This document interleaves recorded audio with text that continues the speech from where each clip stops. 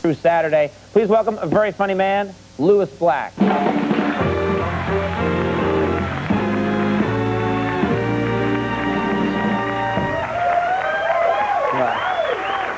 Well, the presidential campaign is in full swing, and I couldn't be more excited. I think no matter how you look at it, it's a win-win situation for everyone, no matter what happens. Can anyone explain to me what we did to deserve this? How did we end up with these two schmucks running for president? It's unbelievable.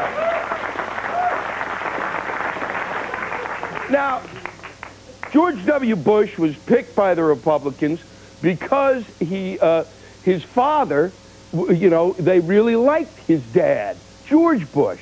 And so that's why they picked him. Well, you know, George Bush is still around. So get him. Get him. Because compared to George W. and Al Gore, George Bush, who I never liked at all, now looks like Winston Churchill. Now, George Bush's Secretary of Defense was Richard Cheney, who is now, of course, George W.'s running mate. Richard Cheney, or Dick as he's called. Why? Because some guys should be called Dick. This man's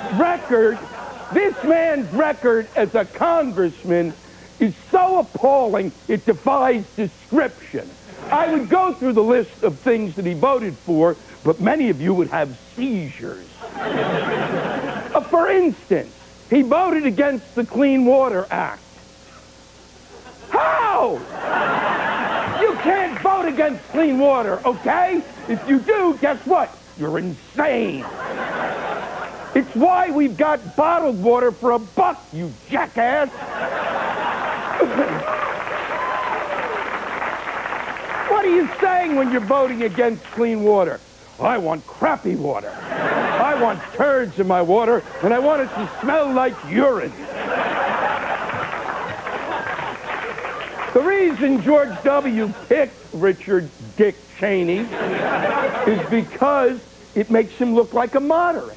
And he actually met with gay Republicans. Who are they? How many can there be? 2 with a website? Why would you possibly join a group that doesn't tolerate you or your lifestyle? You can't be gay and Republican. It's like being a Jewish Nazi. It's wrong.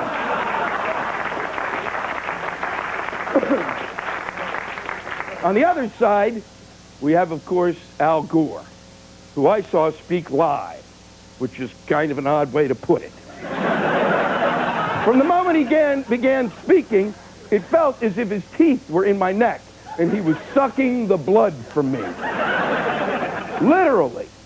Literally 16 minutes into it, most of us felt like there wasn't enough oxygen in the room. We were gasping for breath.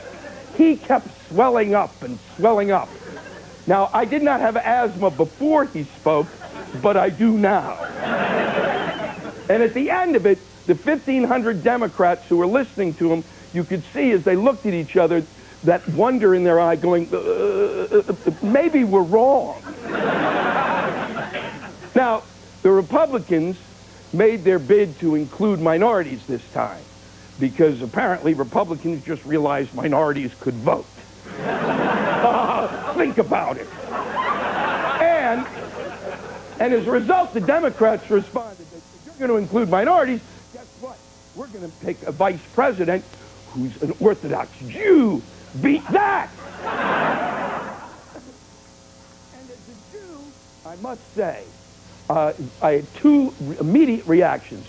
My first was when Joseph Lieberman was picked, I went, yay! And then secondly, I went, well, now we're screwed. Because if Al Gore makes a mistake, you think they're going to blame Al? Nope, it's going to be, it was the explaining to the U.S. population what Orthodox Jews believe is going to be very difficult. I'm Jewish, and I don't understand a lot of their practice. They don't eat pork. I don't get that, okay? Because it's based on like a 5,000-year-old dietary law, which was put in place because back then there wasn't any barbecue sauce.